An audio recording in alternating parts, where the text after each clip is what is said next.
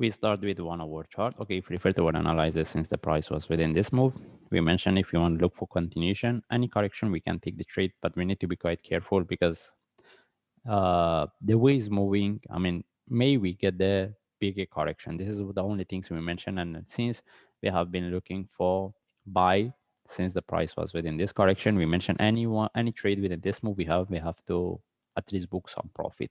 And this is what we can, I will say right now, any trades, we keep it, at least we book some profit.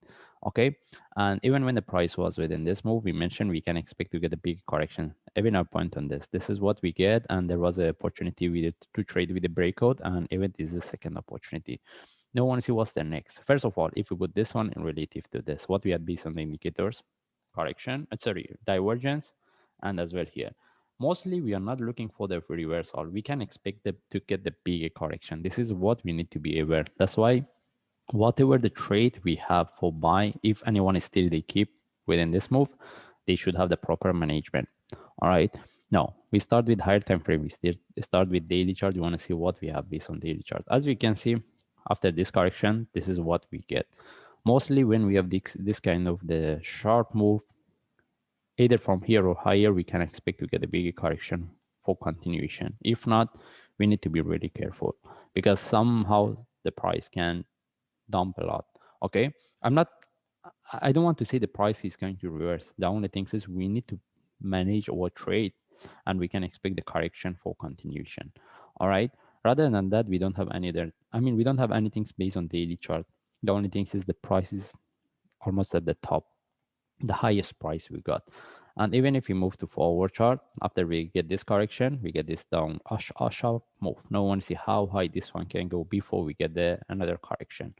Okay, one thing we need to highlight here, if we put these stops in relative to each other, MACD doesn't show us anything, but here also we don't have anything else. The only thing is if we put this stop in relative to this, that's mean if I clear everything, so if I put this stop in relative to this, we see what we have.